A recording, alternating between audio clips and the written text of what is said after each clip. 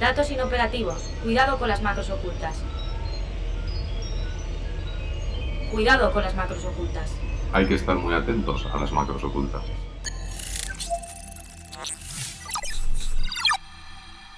Cuidado con las macros ocultas, un podcast de 480.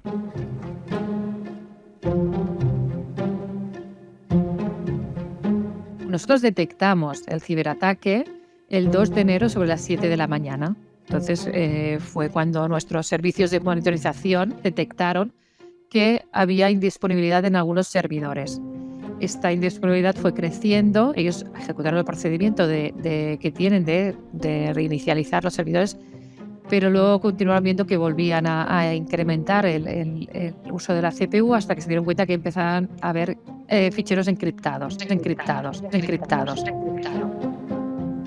Este incidente hizo que pues, sobre las 9 de la mañana hubiera un blackout, digamos, un apagón de nuestro campus. Nadie podía acceder. Me llamo Clara Beleña, soy responsable de seguridad de la información en la Universidad Oberta de Cataluña.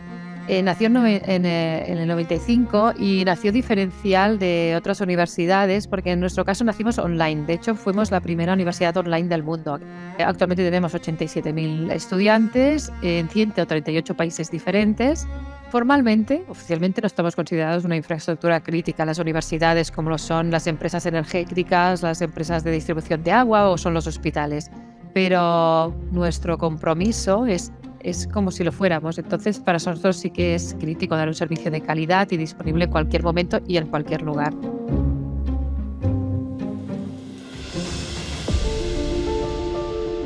Un día especial era un domingo. La gente estaba distribuida por muchos sitios y el atacante empezó el 31 del 12 sobre las 11 de la noche, por las investigaciones que vimos, empezó a intentar acceder a nuestros sistemas. Es decir, ya buscan fechas clave. Decidimos parar y aislar los servidores que habíamos detectado como los que estaban afectados. En realidad fueron 5 servidores, los afectados, estaban muy bien perimetrados, no podía salirse de aquí. Lo que pasa es que tuvo afectación al resto de servicios de campo, en definitiva a la totalidad de campus, porque afectaba al login de campus. No fue solo un ataque, en realidad fueron 2. El atacante dejó un ransomware y dejó un criptominado, una aplicación de cryptominer, ¿no? O sea, en los servidores dejó los 2 programas, las dos aplicaciones. Una de las suertes, digamos, que tuvimos en este caso es que el mes de agosto de ese año habíamos hecho la migración de nuestro CPD al cloud de Amazon en este caso. Y precisamente fue en este entorno donde tuvimos el ataque. Por lo tanto, no se tuvo que desplazar nadie a las instalaciones. Una capa de seguridad extra que hicimos en este traslado, en esta migración, fue configurar grupos de servidores de manera que estuvieran más segmentados de lo que estaban antes en lo que llamamos on-prem, cuando estaban en el CPD físico. Esto fue clave para que este incidente de ransomware no se escampara por el resto de servidores. Tenemos hasta 600 en la nube de Amazon. Entonces, solo fueron 5 los afectados, porque la afectación fue grande, pero solo 5. Lo siguiente, antes de empezar otra vez a recuperar los servicios, fue identificar por dónde habían entrado, ¿no? Y cuál era la vulnerabilidad o que habían explotado. Entonces, este caso es diferente a lo que normalmente pasa, ¿no? Que es que han robado credenciales. No nos robaron credenciales, en este caso no fue esto, sino que nuestro atacante, esta organización que nos atacó, pues se percató que teníamos una vulnerabilidad. La vulnerabilidad en concreto en estos servidores que fueron atacados, pero normalmente no es solo una cosa, sino que es un conjunto de problemas que tienes y que cuando te pasa estas cosas descubren.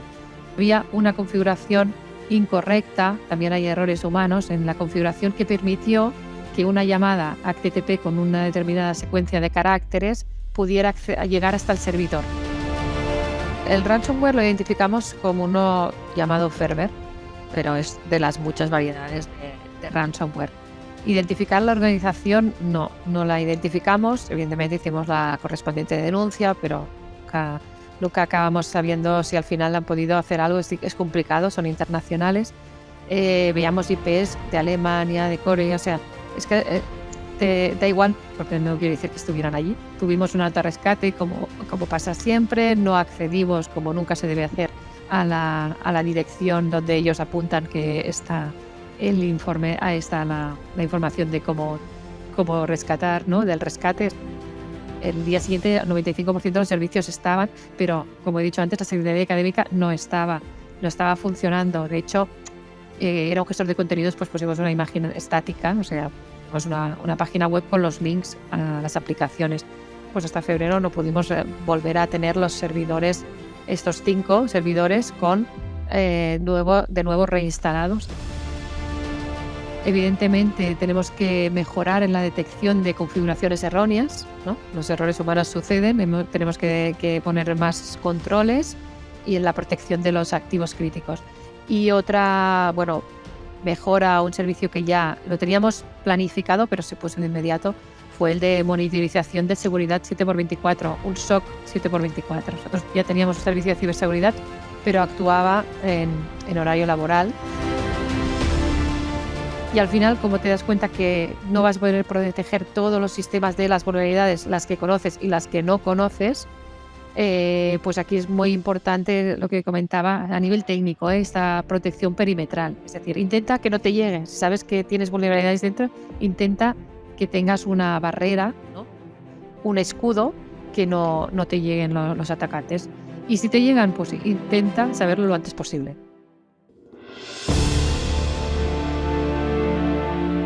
El ciberataque a la Universitat Oberta de Cataluña en enero de 2022, hace ya más de un año, es un ejemplo más de cómo los ciberdelincuentes buscan fechas clave, como el día de Año Nuevo, en las que las organizaciones son más vulnerables para lanzar sus ataques. En este caso, un ataque ransomware. De hecho, aunque como hemos escuchado las universidades no son consideradas infraestructuras críticas, estas ciberamenazas se han duplicado en el último año como consecuencia de la guerra en Ucrania, según datos de Microsoft. Lo hemos visto en las empresas públicas de Medellín o en Sanitas, en Colombia, en el servicio postal de Grecia, el gobierno de Costa Rica con afectación a hospitales y aduanas o el Consejo Superior de Investigaciones Científicas, el CSIC, en España. Ante el que parece imparable crecimiento del riesgo de ciberseguridad y la profesionalización y sofisticación de los ataques, el Zero Trust, esa red de arquitectura de confianza cero, es una respuesta eficiente.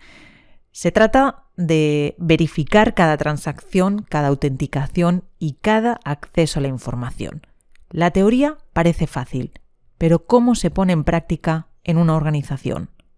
Soy Bárbara Villuendas, bienvenida y bienvenido a nuestro Control Macro. Cuidado con las macros ocultas. Un podcast de 480.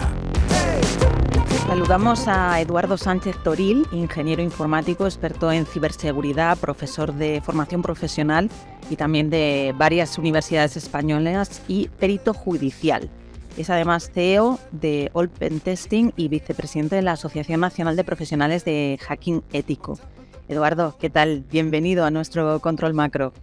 Hola, ¿qué tal, Bárbara? Un placer estar aquí con vosotros. El placer es nuestro de contar contigo en este episodio que, como acabamos de escuchar, hemos arrancado conociendo el testimonio de un ataque de ransomware, el de la Universitat Oberta de Cataluña, y aunque en términos estrictos una universidad no se considera una infraestructura crítica, Clara ya nos comentaba que sí se consideran que lo son, que trabajan como si fueran una infraestructura crítica. Tú que te mueves en estos mundos, que estás muy pendiente de las tendencias, ¿crees que el ransomware es la principal amenaza a la que se enfrentan las organizaciones? ¿Crees que seguirán estando en el punto de mira infraestructuras críticas, organizaciones críticas como hospitales, empresas de energía durante el próximo tiempo, corto o a largo plazo? Bueno, actualmente el ransomware es uno de los principales vectores de ataque que utilizan el cibercrimen, ¿no? Date cuenta que a partir de la pandemia hemos tenido un crecimiento exponencial de lo que es el trabajo en remoto. Las empresas incluso se han lanzado ya a tener a sus trabajadores en remoto en casa. Una vez que ha terminado el COVID, siguen utilizando el hecho de este tipo de trabajo. Pero esto abre muchos puntos de entrada, ¿no? Abre mucha más exposición a nivel de ataque. Siempre es más fácil atacar que defender. El que defiende tiene muchas entradas que tapar, el atacante solamente tiene que encontrar una para colarte un ransomware, ¿no? Esto unido a lo que es ingeniería social, pues bueno, se están especializando mucho, no solamente en ataques de tipo ransomware, sino también en temas de estafa a nivel de criptomonedas o a nivel de ataques man in the middle, en los cuales se meten en transacciones entre clientes, es decir, correo electrónico entre un cliente y un proveedor, simplemente porque encuentran alguna vulnerabilidad y son capaces de entrar en el programa de correo electrónico para poner una redirección y poder visualizar todos los correos. Y en el momento en que se manda un correo electrónico entre un cliente y un proveedor con una factura, cambiar, suplantar la identidad de una de las partes y cambiar el número de cuenta en un PDF, ¿no? Estos son un tipo de ataques más silenciosos, pero que le está dejando muchísimo dinero al cibercrimen. Ya no es tanto a nivel de ransom, porque, bueno, vamos mejorando cada vez más lo que son medidas de protección proactivas, como son copias de seguridad, en este caso copias de respaldo. Entonces, ataques de ransomware, pues simplemente se trata de hacer parón, volcar la última copia que teníamos y seguir funcionando, ¿no? Este panorama que nos estás explicando de la situación de la ciberseguridad, en concreto poniendo el foco en ransomware, pero también en la inteligencia, en ingeniería de inteligencia, ¿cómo están actuando las organizaciones? ¿Tenemos más puertas abiertas y nos estamos volviendo más ciegos o no? Bueno, como te comentaba antes, es mucho más complicado coger y defender que atacar, ¿no? Siempre va a haber alguna empresa o alguna organización que vaya a tener algún punto débil. Date cuenta que en organizaciones tan sumamente grandes tener controlado todo y cada uno de los posibles vectores de entrada es muy complicado. Entonces, lo que se hace es una seguridad por niveles, ¿no? Se empieza desde niveles superiores y se va podando como un árbol, ¿no? Se va podando desde arriba hacia abajo hasta el nivel más bajo, que sería el trabajador que está en su máquina de su casa o en su entorno securizado, ¿no? Ahora hablaremos más adelante. Y a partir de ahí se va a ir segurizando, pero siempre desde mayor nivel de prioridad, los servidores de la empresa, hasta niveles más bajos. Siempre va a haber algún punto, siempre va a haber una vulnerabilidad que nos encontremos. Hace poco, pues, salía estos últimos días, salía la vulnerabilidad con los sistemas que están expuestos a Drexel, ¿no? Entonces tenemos CVE constantemente que nos están cubriendo y nos pueden, lo que hoy es seguro, mañana no lo es. Y van a aprovechar para atacar. Siempre hay alguien que se va a enterar mucho más tarde y van a aprovechar esos puntos para atacar. Leía no hace mucho en una entrevista en El País, en el periódico El País, y lo comparaba y me pareció una imagen, una frase muy gráfica, que comparaba cómo estaba la situación de la ciberseguridad en las organizaciones y lo comparaba con jugar, no sé si estarás de acuerdo, con la ruleta rusa, y se preguntaba, ¿apuntarías con una pistola a tu cabeza sin saber si tienes una bala dentro? Y decía, pues eso es lo que están haciendo las empresas todos los días en términos de ciberseguridad. No sé si compartirías o no esta frase que comentaba, ¿no? Perfectamente. Date cuenta que los seres humanos somos más reactivos que proactivos. Hasta que no nos roban, no ponemos rejas en nuestra casa. Hasta que no tenemos un incidente de seguridad, no tomamos medidas. La seguridad, siempre lo he dicho, la seguridad a priori a nivel de negocio no da dinero, pero sí evita que tengas pérdida y que tengas incidentes. Leía el otro día lo que te comentaba, ¿no? El CVE, mira, ataque masivo de ransomware contra servidores de VMware, Exi en todo el mundo. Afectada a España, Italia, Estados Unidos, Singapur. Es decir, aparece una nueva vulnerabilidad del día cero en un programa, en un software muy utilizado, como es el software de virtualización, y automáticamente siempre va a haber alguien que no le da tiempo a parchear, que no desconecta el servidor. Vamos a tener un nuevo ataque de ransomware. Como lo que hoy es seguro, mañana no lo es, porque la seguridad se aplica a lo largo del tiempo. Nosotros lo que tenemos son fotos. Las empresas pueden decir, estoy totalmente segura, ¿no? La seguridad no es de un día, es un proceso constante. Y ante esta situación, este panorama que nos dibujas, vemos que desde la pandemia o a raíz de la pandemia se ha acelerado el salto a la nube, a entornos híbridos y por tanto más complejos de proteger. La ciberseguridad es cierto que sí que es una de las principales preocupaciones para las empresas, para muchas organizaciones, pero por ejemplo el Zero Trust o confianza cero, que ahora lo vemos en muchas como eslogan, ¿no? o lema publicitario, pero en realidad, como hemos comentado o hemos mencionado anteriormente, es la verificación continua de cada transacción, cada autenticación, cada acceso. Ante este creciente e imparable riesgo de ciberseguridad, la arquitectura Zero Trust de confianza cero, ¿crees que es la mejor defensa? Bueno, Zero Trust al final lo que se trata es de no confiar en nadie, ni en el propio usuario que está dentro de la organización. Y ese es un buen planteamiento. ¿Por qué? Porque hablamos desde un intruder, desde un usuario que tenemos dentro de nuestra empresa y que nos puede meter algún bicho previo pago a lo mejor de una organización. Fue muy sonado cuando a un trabajador de Tesla le querían pagar $1 millón de dólares por coger e infectar a la propia empresa, ¿no? Y lo denunció públicamente. Pero hay gran cantidad de otros que no lo sabemos y actúan como intruder y en este caso meten algún bichito y puede resultar un problema para la empresa.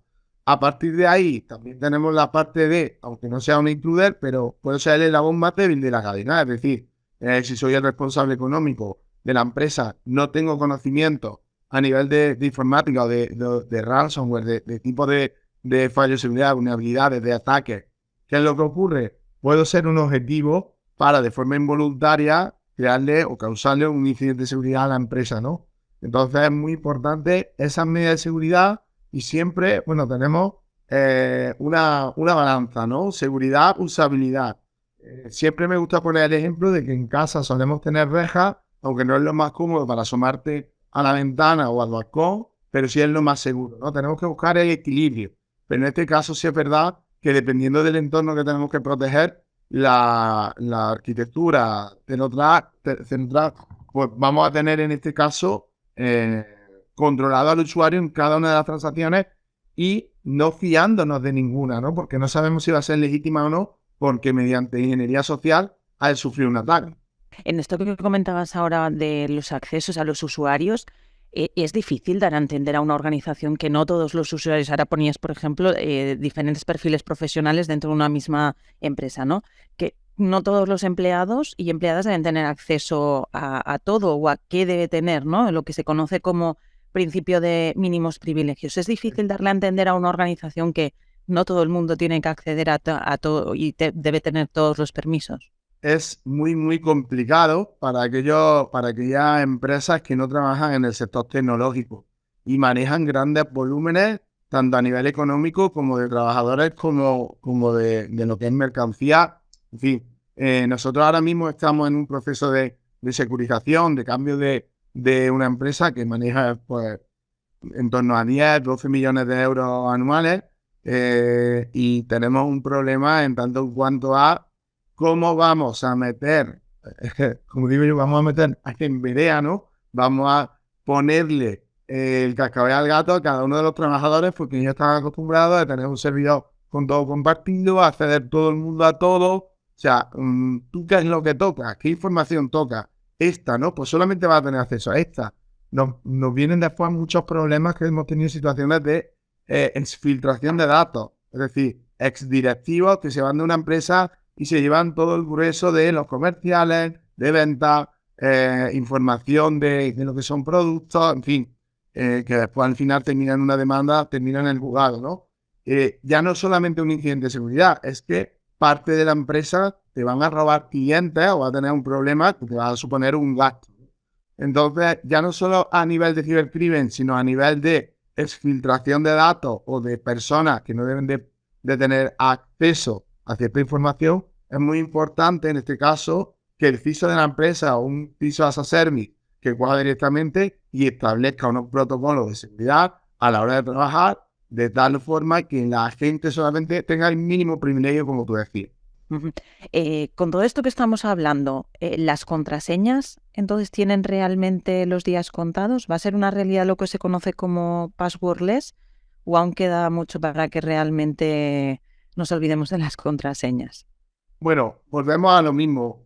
Fíjate que cada vez más las empresas han tenido que entrar a marcha forzada en la tecnología. El uso simplemente de una contraseña ya les es complicado. Seguimos encontrando sistemas en los cuales máquinas que no tienen contraseña, correos con contraseña o cuentas de usuario en la nube que tienen contraseñas muy débiles, ya el hecho de implantar un doble factor de verificación le supone un problema dentro de la empresa. Como te digo, hasta que no tienes un incidente, no aprovechas a nivel proactivo, ¿no? O sea, no aprovechas a nivel reactivo, es decir, pues ahora tienes que implantar sí o sí, ¿no?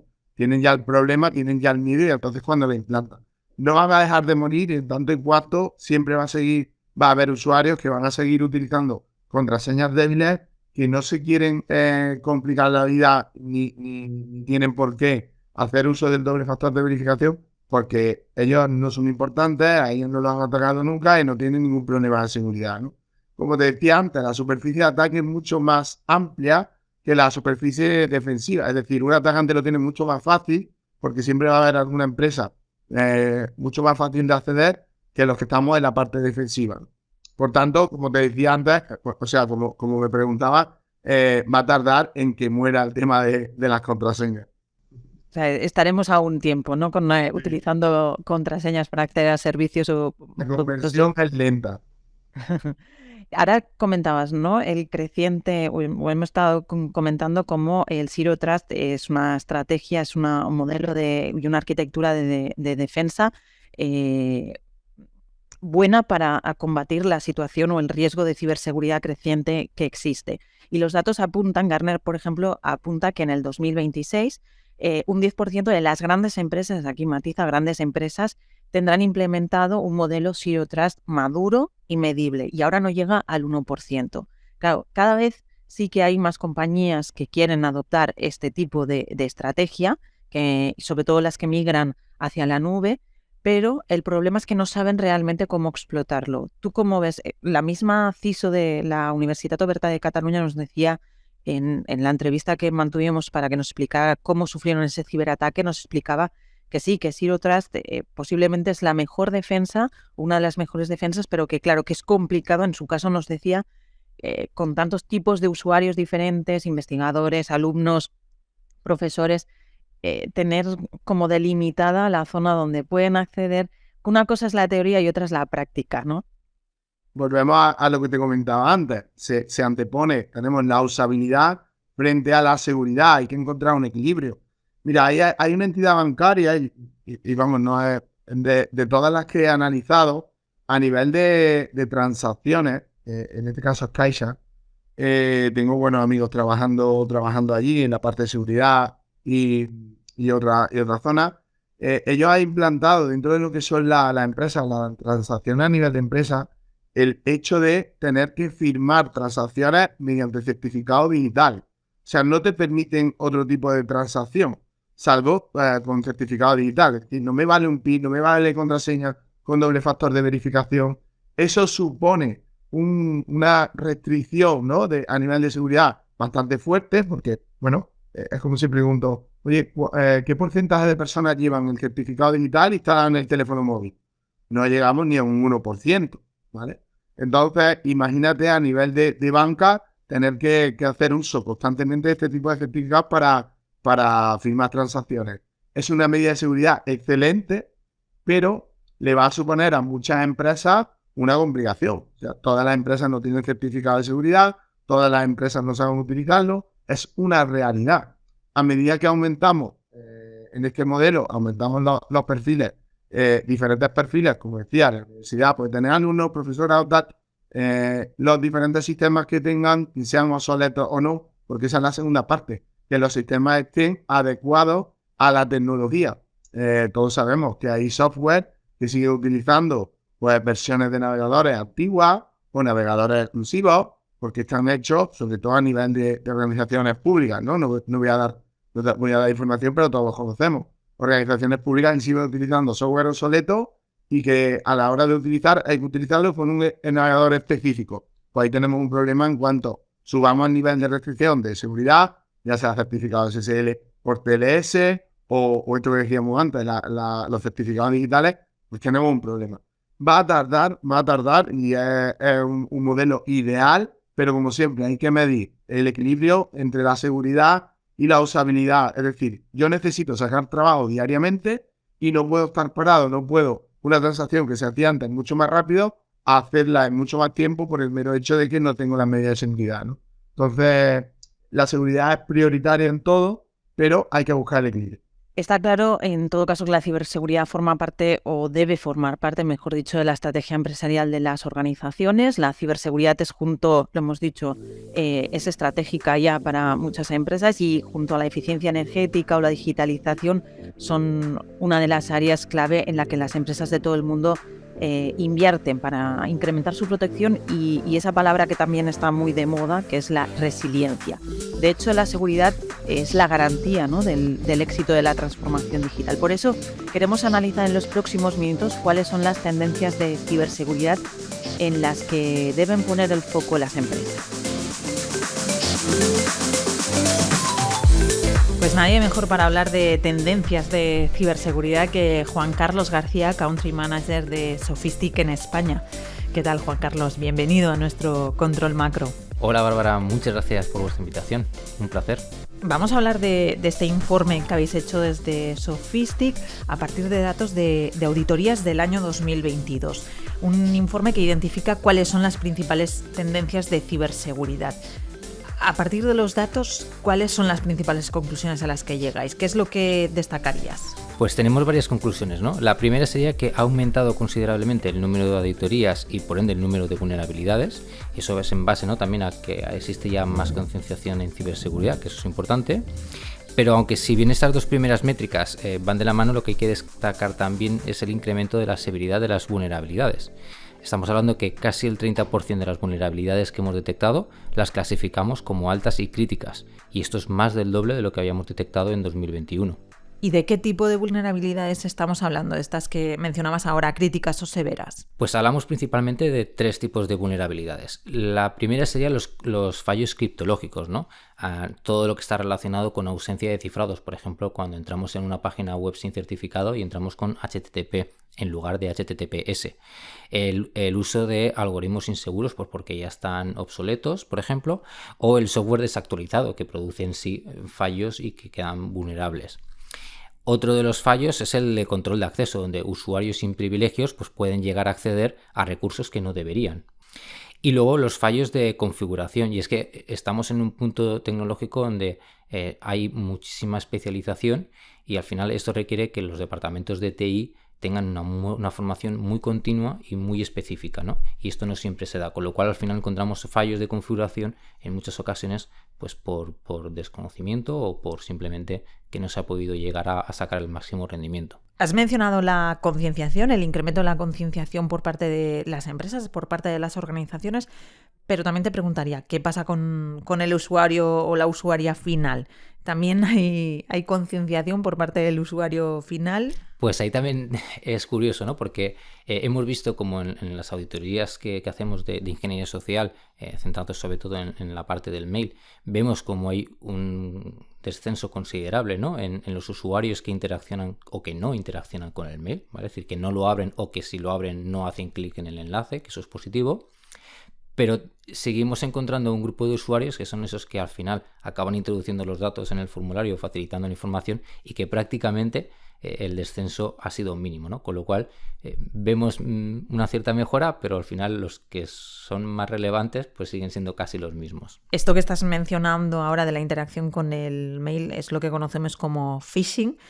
Y vista esta fotografía que nos has hecho de la situación de la ciberseguridad en las organizaciones, ¿qué recomendarías a las empresas? Tú, bajo tu punto de vista, ¿qué medidas deberían adoptar las organizaciones? La primera es tener actualizado tanto el software como los sistemas de cifrado, ¿no? Tenemos que minimizar las explotaciones de fallos que ya se conocen, ¿no? Al final porque o bien el fabricante descubre una vulnerabilidad o porque algún investigador la acaba descubriendo y se acaba publicando, ¿no? Esa parte es importante. Y esto lo tenemos que gestionar mediante una política de gestión de vulnerabilidades. Eso sería el primer punto. Luego el siguiente es mejorar los controles de acceso, ¿no? Y aquí hay que seguir el enfoque de mínimos privilegios posibles. Y tal y como habéis mencionado con Eduardo Sánchez, no es necesario que toda la organización tenga acceso a todos los recursos. Lo ideal al final es que cada usuario acceda a esos recursos que realmente le hacen falta para su día a día, y solamente en el caso, ¿no?, de que un usuario tenga que acceder pues a una información sensible, a un servidor crítico, se le conceda un acceso de forma bajo demanda y además un acceso temporal, ¿no? Finalizado ese tiempo, pues se quitan los permisos. Y luego, otra de las cosas que hemos visto, ¿no? Es que al final el informe nos muestra cómo cada año a año aumenta el número de incidentes considerablemente. Entonces, al final, lo que es importante es que las empresas tengan unos buenos sistemas de detección, tanto a nivel de dispositivos, saber qué es lo que está pasando en el propio dispositivo, en el servidor o en el ordenador, en el portátil, como a nivel de las conexiones, ¿no? Cómo se conectan esos equipos a través de la red y poder identificar, ¿no? Cualquier tipo de anomalía que podamos detectar, ¿no? El hecho de contar con un equipo de especialistas y una monitorización a través de un servicio de SOC, pues favorece, ¿no? Que cualquier tipo de incidente pueda ser identificado y contenido en menor tiempo posible. Todo esto que estás comentando, además, en un escenario cada vez más complejo, en el que crecen los entornos cloud y cada vez con una tipología más variada y, por tanto, más difíciles de proteger. Te preguntaría, entonces, ¿cómo debe abordarse la seguridad en la nube? Que hay que tener en cuenta cuando hablamos de la nube de tres enfoques diferentes. Empresas en las que están ya en un único cloud o que están en proceso de esa migración y dejar ya toda la infraestructura que tienen dentro de la organización. Empresas en las que tienen un sistema o un modo híbrido que combinan parte de lo que tienen dentro de la organización con parte de lo que tienen en cloud, y empresas en las que distribuyen sus servicios o su información en múltiples cloud, ¿vale? En diferentes proveedores. Aquí esto son tres formas diferentes de entender esa gestión del cloud, y en cualquier caso lo que sacaríamos, ¿no? Como factor común es cómo vamos a gestionar los roles, cómo vamos a gestionar los permisos, acceso a la información, qué tipo de configuración vamos a utilizar en cada sistema y sobre todo homogeneizar y asegurarnos de que cumplen unos mínimos de seguridad.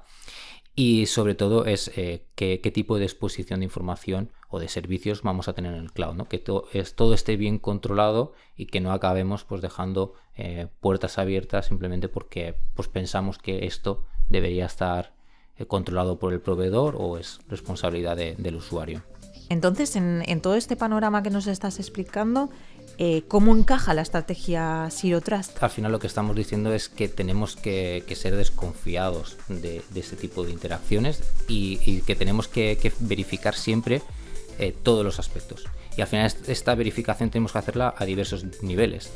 Por una parte, garantizar que el usuario que está accediendo es quien dice ser, que el dispositivo que está utilizando cumple las medidas que tiene de seguridad que tiene que cumplirse, que los permisos que se tiene para acceder a esa información o a ese recurso son los que el usuario debe tener, y todo esto tenemos que combinarlo con una capacidad de análisis y visualización de lo que está pasando dentro de nuestro entorno, dentro de nuestra organización, ¿no? Al final tenemos que ver cómo son diferentes pilares que tenemos que cubrir con este paradigma del Zero Trust, y va en relación, como decíamos, a todo esto que hemos encontrado en el informe de este año. Pues Juan Carlos García, muchísimas gracias por acercarte a nuestro control macro y hacernos un repaso de esa situación de la ciberseguridad en las organizaciones y lanzar algunas recomendaciones para abordar este incremento del riesgo de ciberseguridad e intentar protegerse de la mejor manera posible.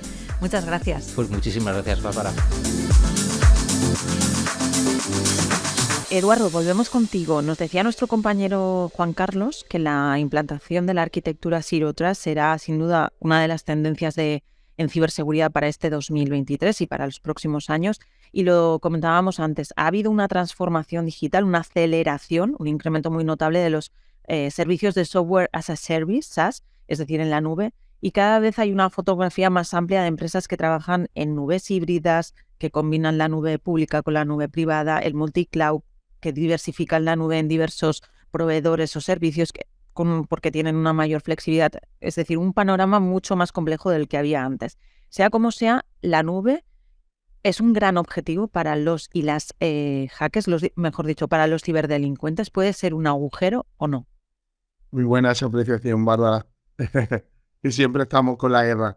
Pues evidentemente que el cloud está siendo el objetivo a nivel de empresa para externalizar todo, reducir costes, generar muchísima más eficiencia a la hora de trabajar.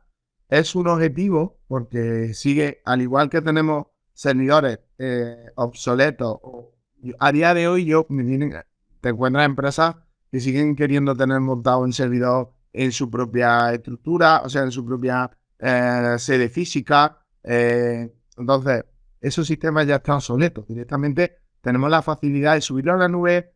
Sí es muy importante de llevar a cabo una securización, un hardening, que te vean ese servidor, que te lo securicen, que no hagamos una configuración por defecto de lo que es el cloud, ¿no? El hecho simplemente de subir al cloud no significa que esté securizado. Conozco empresas que te dan falsa seguridad, ¿vale? En el sentido de que, no, nosotros somos una empresa de ciberseguridad que montamos en cloud. No, simplemente estáis montando en cloud, porque estáis planteando una serie de configuraciones que están por defecto y no le habéis hecho una revisión a nivel de qué puertos tiene la máquina abierta, qué es lo que estoy poniendo al exterior, o de qué forma desde el exterior te pueden entrar, paneles, algo tan sencillo como un panel de administración, un cPanel, ¿vale? De webs que están abiertas, que están fácilmente accesibles, que se le puede hacer un ataque y en el momento en que tira 2.000, 3.000, 4.000 peticiones no te han bloqueado, pues dices, ¿qué sistema de seguridad estás vendiendo? Simplemente tienes el servidor en la nube, ¿vale? Entonces está muy bien la parte del uso del cloud, o sea, yo lo recomiendo al 200%,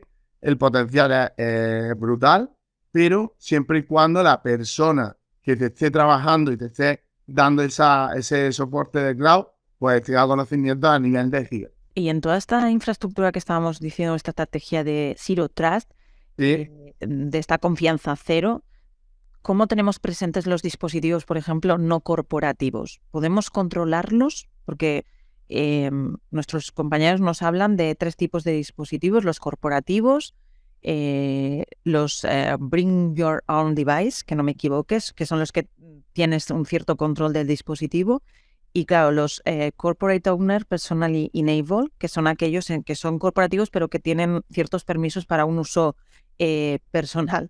Entonces, claro, con toda esta diversidad de dispositivos, ¿cómo se hace para tenerlos controlados todos? ¿Qué accesos o prestaciones podemos darle a un dispositivo? Todo eso teniendo en cuenta además que debemos cumplir, ajustarnos a la protección de datos y diversidad y privacidad. Bueno, pues es bastante complejo, ¿no? Porque ahí nos encontramos en situaciones en las cuales un dispositivo de trabajo se puede convertir, en este caso, en una herramienta para obtener datos de la empresa y hacer una fuga. Volvemos a la parte del intruder y te hablo de casos específicos que he tenido.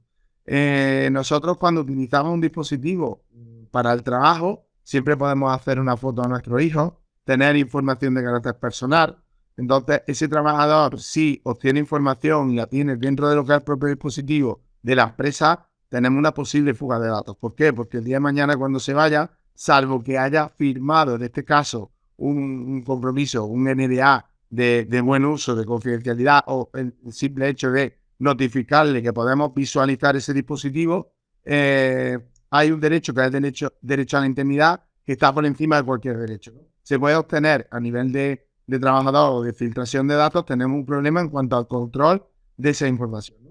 Después, por otro lado, la parte a nivel de ciberseguridad. Estamos utilizando equipos desde casa, tanto equipos como dispositivos móviles, que pueden llevar a cabo o tener una infección. ¿Por qué? Por el control a medio gas, ¿no? Es decir, nosotros utilizamos, por ejemplo, una cuenta de Google Cloud, o sea, de Google Workspace, o utilizamos un Office 365 con las cuentas de Outlook. Estamos hablando de que en el dispositivo vamos a tener un cierto control. Oye, para utilizar este correo de la empresa necesitamos el doble factor de verificación. Si no, no te lo voy a habilitar, etcétera, etcétera. Pero ¿qué ocurre si tenemos una infección dentro de ese teléfono?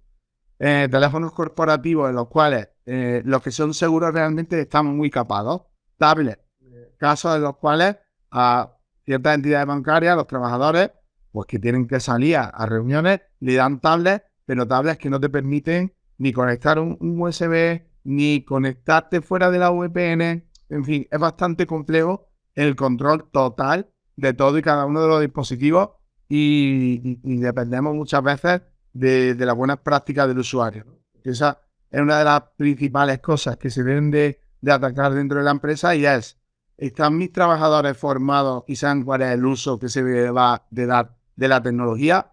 Al final, el que utiliza el dispositivo es el último eslabón de la cadena. Puede ser el más débil o no, pero es el último eslabón y es el que va a hacer que pues, puedas caer y puedas infectar a la empresa o no. Entonces, muy importante la parte de formación para controlar esos dispositivos. A nivel técnico se pueden hacer muchísimas cosas, pero a nivel humano, a nivel de formación, si nosotros formamos bien, actualizamos con campañas de phishing, con formación real, no videotutoriales. Oye, pues ahora en la empresa nos ha puesto que nos tenemos que sacar tal certificación de ciberseguridad y te pasan unos videotutoriales y tienes que hacer un examen. Formación real donde se te planteen situaciones, donde tengas una persona que conozca del tema y directamente te plantee posibles problemas y tú le des soluciones.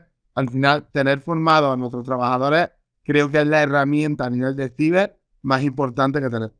Cada vez tenemos más dispositivos conectados a la red. No solo estabas hablando ahora de ordenadores, tablets o móviles, sino que centenares o decenas de dispositivos que tenemos en nuestros hogares, en las empresas, aspiradoras, neveras, televisores, relojes, ¿no? Claro, ¿hasta qué punto son una amenaza para la seguridad también de una organización? Todo este tipo de... Porque para una casa, pues recuerdo no hace mucho haber leído, ¿no? Que se hizo bastante viral la noticia de que un aspirador, un robot, había fotografiado a su dueña en el baño, ¿no? Y de que se había filtrado esa fotografía o de qué problemas de ciberseguridad pueden comportar. Pero para las organizaciones, todo este entramado de nuevos dispositivos IoT conectados, ¿eso cómo se gestiona? Pues mira, Bárbara, aquí pasa una cosa, y es que si yo te digo ahora cuál es la última actualización de iOS, ¿tú me sabrías decir cuál es? Ni idea, ¿no? O sea, Ahora mismo no. No depende de ti, yo tampoco lo sé, Imagínate la última actualización del modelo de cámara que tengo colocado en mi empresa. O sea, el hecho de tener al día las actualizaciones del software de las cámaras que tengo dentro de mi empresa. Entonces, ¿qué es lo que ocurre? Yo tengo un caso en el cual es gracioso, pero es bastante curioso, haciendo una demostración de cámaras de seguridad con fallos con fallos, ¿no? Con vulnerabilidades, haciendo un escaneo en Shodan, una demo que hice en directo en una ponencia. Me encontré con una casa donde tenían una plantación de marihuana. O sea, directamente el fallo de seguridad que tenía esa cámara era que sin credenciales se podía acceder a la visualización de la cámara. Y me encuentro en un radio, además, posicionado una plantación de marihuana donde alguien desde fuera estaría controlándola, pero en este caso nosotros también tuvimos acceso, ¿no? Bueno, la historia es más larga, al final esa información pasa a los compañeros de policía y tal, y pasaron cosas, ¿no? Pero igual que eso, en esa misma demo me encontré empresas, restaurantes, una mujer anciana que parecía que estaba demenciada, en la cual se veía la foto, la cámara directamente, y el hijo o los hijos estarían controlando a su madre, ¿no? Desde fuera, y tiene acceso. ¿Cuál es el problema? Pues dispositivos IoT que o bien no se actualizan, porque es más caro el hecho de lanzar una actualización que investigar y comprar una cámara nueva, ¿no? Tenemos ejemplos. Hace ya muchísimo tiempo se generó una botnet y se tiró PlayStation, los servidores de Disney NS, Spotify, y la botnet estaba hecha por cámaras que tenían un software con una vulnerabilidad de día cero que a día de hoy no se ha actualizado. Es decir, una cámara low cost que se había implantado. Entonces, es bastante complicado si en los propios sistemas ya, a nivel, tenerlos actualizados al día es bastante complejo. Si nos vamos a dispositivos de IoT, como pueden ser frigoríficos, limpiadores de la casa, cámaras, etcétera, etcétera, tener todos los dispositivos al día actualizados es bastante complejo. Y volvemos a lo mismo. En el momento en que aparece una vulnerabilidad de 0D, el periodo que pasa hasta su actualización va a ser un periodo de exposición de ataque para la gente que va a estar esperando y va a meter un ransom, va a utilizarlo para hacer un ataque, para suplantar la identidad y ganar algo a nivel económico. Entonces es bastante complejo, ¿no? El nivel de seguridad que hay que tener, siempre va a haber una empresa que no lo actualiza al día o que desconozca, sobre todo el conocimiento que por ahí le puede venir a ataque. En este sentido, Europa anunció en 2022 el lanzamiento de un nuevo reglamento de ciberresiliencia para exigir precisamente dispositivos IoT más seguros. ¿Crees que en esto va a poner un poco de orden para todo este tipo de dispositivos que decías, pues desde cámaras al uso doméstico de aspiradores? Bueno, ojalá utilicen o establezcan unos buenos protocolos, ¿no? Date cuenta, si ahora nos ponemos a buscar profesionales que trabajen bien el tema de la seguridad IoT, pues como todo, ¿no? En ciberseguridad hay tantos campos y hace falta profesionales para todo. Al final, tener testeado o establecer esos protocolos que se puedan pasar una auditoría para los diferentes dispositivos IoT o ponerle algún sello de calidad, ¿no? Imagino que irán por ahí la idea.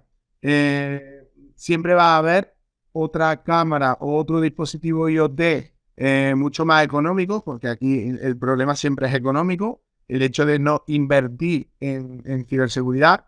Y hay gente que, bueno, si una cosa me vale 10 y la puedo comprar por 5, la voy a comprar por 5 independientemente de que a nivel de ciberseguridad no sea lo más correcto, ¿no? Veremos a ver qué protocolos se establecen para controlar todo el tema de actualizaciones de seguridad en IoT, pero al final va a ser algo complejo. Y ya para ir acabando, te quería preguntar también sobre ciberinteligencia.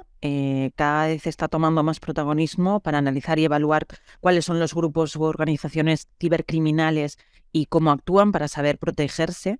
Y lo hablamos precisamente en este podcast con Selva Orejón hace ya unos episodios, el año pasado, sobre, por ejemplo, sistemas de alerta de cuando se compran dominios similares a los de tu organización.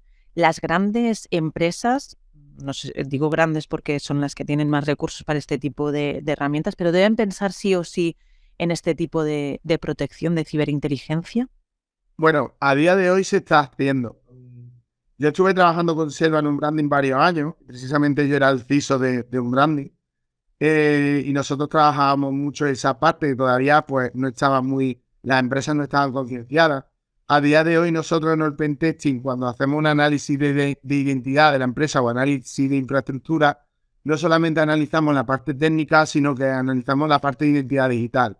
Una de las cosas principales es la ciberinteligencia, en tanto en cuanto las estafas que te comentaba antes, de suplantación de identidad, de cómo me meto en medio de una comunicación, te cambio una factura, te vuelvo a mandar una factura con el número de cuenta cambiado, se hacen comprando dominios similares. Es decir, yo puedo tener un dominio, en este caso nuestro, allpentesting.es, y doy un ejemplo para los atacantes, ¿no? Pues nosotros tenemos comprado el .com y tenemos comprado otros TLD, otras extensiones, ¿no? Hay empresas que nos hemos encontrado que tenían el .es, empresas españolas, que tenían, bueno, vendían bastante, ¿no? Tenían comprado el .es y por el hecho de no gastar 10 euros, que es lo que vale un dominio, 10-20 euros, el .com, le suplantaron la identidad y empezaron a vender su producto en internet, en diferentes mercados, tenían más exposición en .com que el .es y utilizaron número de teléfono de prepago y evidentemente el correo, el info@nombredelaempresa.com, tenía mucha más exposición. ¿Cómo se dio cuenta el CEO? Cuando se planta un cubano en su empresa queriéndolo matar y diciendo, oye, te compré por valor de 55.000 euros unos productos hace aproximadamente 6 meses y todavía no lo hemos recibido. A partir de ahí se dio cuenta, se destapó todo esto. Desde el CCNCERT, desde el CIBE, desde el CERT de Andalucía, los diferentes CERT tienen y establecen, incluso los bancos, establecen equipos de inteligencia, grandes compañías también, en las cuales esto es una de las principales cosas que se tienen en cuenta. El tener controlado los diferentes dominios que se crean similares, en qué se mueve en perfiles de redes sociales, por si hay alguno que suplante la identidad. Hace poco veíamos un caso muy gracioso que teníamos el perfil de Pexi, un perfil de Pexi verificado en Twitter cuando era un perfil falso. Otro de los ejemplos que podéis controlar es si vosotros metéis en la cuenta de Risto Mejide, la cuenta de Twitter está verificada y es totalmente válida. Él, sin embargo, a nivel de ciberinteligencia o la persona que le mueva redes sociales, no ha tenido en cuenta, no tenía Facebook y le crearon el Facebook con su mismo nombre, su mismo nickname. ¿Qué ocurre? Que ha utilizado muchas fotografías de internet, ha replicado el perfil y ese perfil está verificado en Facebook, ¿vale? Muy importante si somos personajes públicos, si tenemos una empresa, que cubramos todo lo que son nuestras redes sociales a nivel de identidad digital, nuestras redes sociales, nuestros posibles dominios que puedan ser similares a nuestros porque nos puede venir un ataque y es una cosa muy sencilla, el coste no es muy grande, se hace un análisis de inteligencia, análisis de identidad digital que llamamos nosotros y a las empresas cuando le hacemos un análisis no solo me fijo en la parte técnica, sino que los problemas le pueden venir por la parte de inteligencia y es un punto muy importante. Y un clásico ya, Eduardo, para acabar nuestras entrevistas es preguntar por las macros ocultas a nuestros invitados y invitadas. Así que ahora es tu turno. Te preguntaría cuál es tu macro oculta, como tu advertencia tecnológica. ¿Cuál sería? Advertencia macro oculta tecnológica. Nosotros trabajamos mucho con una plataforma que la hemos desarrollado nosotros, que se llama balizasdigitales.es y que utilizamos mucho para sacar información de estafadores, de perfiles falsos. Hay que tener muchísimo cuidado con todo lo que son enlaces acortados, porque a partir de ahí nosotros obtenemos información de ubicación, dispositivo, IP, VPN que utiliza, si está conectado a una red de telefonía. Estamos exponiendo por el mero hecho de dar un clic en un enlace, estamos dando muchísima información de nuestro dispositivo, de dónde estamos, de quiénes somos. Google sabe mucho de nosotros, pero nosotros también podemos obtener esa información de Google. Entonces diría eso, precaución, ¿no? Con todo lo que son estafas que nos llegan a través de SMS, de correo electrónico, que el mero hecho de pinchar en un enlace puede provocar un incidente de seguridad bastante grave. Nosotros también lo utilizamos, en este caso lo utilizan Fuerzas y Cuerpos de Seguridad del Estado porque la formamos y sería una macro oculta que podría dar, ¿no? En este caso de nuestra actividad profesional. Pues Eduardo, tomamos nota de tu macro oculta, la apuntamos en nuestra mochila de macros ocultas de nuestro registro y muchísimas gracias por acercarte a nuestro control macro y pasarte por aquí. Muchísimas gracias. Ha sido un placer, Bárbara. Encantado de estar con vosotros y nos vemos cuando queráis. Never trust, verify always. Esta frase, nunca confíes, siempre verifica, se ha convertido en el lema del principio Zero Trust. Y en realidad es un proverbio ruso, aunque quien la hizo famosa fue el presidente de Estados Unidos, Ronald Reagan, que la utilizó en varias ocasiones, en los años 80, para referirse al desarme nuclear con la Unión Soviética. Es una frase que nos hace reflexionar sobre el riesgo de seguridad, ya que tal como están las cosas, como acabamos de escuchar, debemos asumir que nuestro sistema puede ser atacado, quebrantado, y que deberíamos diseñar la protección partiendo de la base de que no hay perímetro y que por defecto no podemos confiar en nadie. Todo lo contrario de lo que hacemos en este podcast, y es que confiamos mucho en todas las personas que mes tras mes nos escucháis.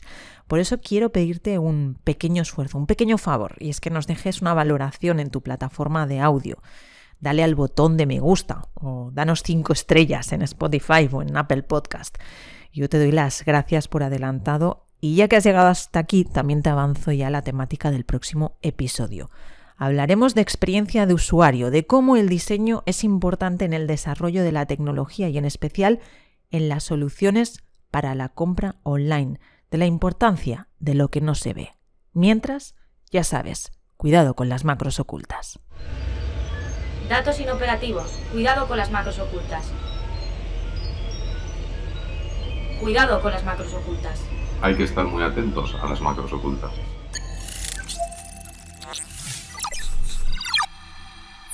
Cuidado con las macros ocultas, un podcast de 480.